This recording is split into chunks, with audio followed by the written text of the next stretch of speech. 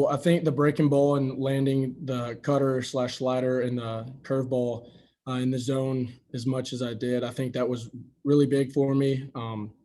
They were sitting heater for there for a while, and so I had to throw a little more breaking balls than I was expecting to, but that was fine. Um, we kept throwing it and landing it, and then we kept trying to get them to chase. And there's some pretty good hitters. They kind of stopped chasing for a little bit, so just kind of more pounding the zone and trusting the guys behind me. We'll go to Mike, and then we'll go to Ryan, and then Wes after that. Chad, when you're going to a game against a guy who's put up the numbers Marceau has this year, how do you just stay locked in on controlling what you're doing, and not so much thinking about who you're going against?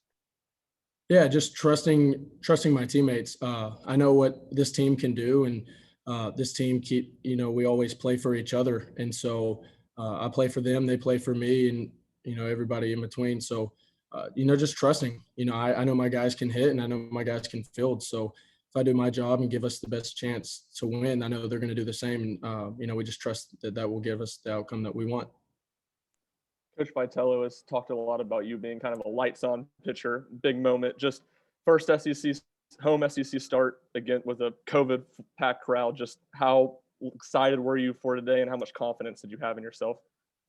I was really excited. I like to say that I always have confidence in myself, whether I come off of a bad outing or a really good outing. If you don't believe in yourself, it's kind of corny, but nobody will. And so if people are going to doubt me, then that's fine. I'm going to keep believing myself and believing everybody on this team. And, I think we all do the same for each other. So, just controlling what I can control. And that's me going out there and throwing strikes.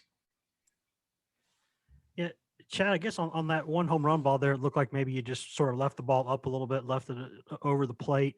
I guess could you walk me through that pitch there, and then the response you had to that? It looked like it kind of sharpened you a little bit more after that. Yeah, it was the first pitch of the inning. Fastball, like you said, middle, kind of near the chest. It just shows how good that teams are in this league and how good hitters are. They'll make you pay for a mistake, and that kind of locked me back in to, get my hand out on certain pitches. And it was, supposed to be outside pitch, and I left it over the middle. So, like I said, they can make you pay, and so you just kind of got to work your way around that. All right, we'll go to Gustavo, and then back to Mike. Chad, congratulations on the win. How'd you keep, your team engaged, on to Saturday, because even though this win sounds good, you guys imagine wants to keep the series going, and tomorrow is going to be another big challenge. Thank you. Yeah, like Gilbert was saying earlier, I just try to keep everybody, on a kind of flat level. Don't want to be too high, too low. Obviously, this Friday night win is a huge win in the SEC, but we also have to know that, it's a 3-game series. It's not one. So, we just kind of keep our eyes on the prize, and, like V always says, we're smelling blood, go get it. So we know in this league that no win is easy, no out is easy. So we're just kind of keep focused, control the things we can control, and see what happens.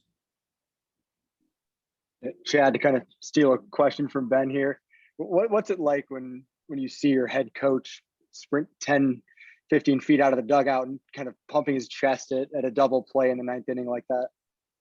Yeah, Coach Vitello is electric, man. When he does show emotion, it fires everybody up, and it's just as simple as, it shows how much him and the rest of the staff as well shows how much they want to win for us. If we win, it's not for them. They don't want it for them. They want it for us. And when the coaches show that, it just lights us up, because how it's not hard to go compete your tail off for a guy that wants it so bad for us. All right, we'll finish up with Wes. I guess, yeah, Chad, what was the crowd kind of like tonight a little bit? I know that it still can't be full necessarily, but it seemed like there were more in there tonight, loud crowd. I mean, y'all have seen those things on the road. How nice is it to get a taste of it at home? I love it. Like you said, it's still COVID crowd, but it felt really packed tonight, and you love seeing it because they're here to watch us and watch us compete, and so I kind of zoned out of the crowd, but I did realize how much they were there and how loud they were. And that, it just fires you up because almost the same as V, like they want us to win. So it's kind of the same thing, you know, you want to do your best for them. And did you have one more? If you don't mind. Yeah, go ahead, man. Chad, when people describe you as a pitcher, I think they talk about your competitiveness before they talk about your stuff. In a weird way, do you take pride in that? Oh, 100%. Growing up with a brother 18 months older than me, you know, we were side by side competing in everything that we did. And, you know, a little bit of help from my dad who always made us compete and either competed with us. Yeah, I mean, if you're not going to compete, then why are you here? So you know, I think it takes guts and, you know, you just throw your stuff, control what you can control and see what happens. But I definitely do. All right, thanks, Chad.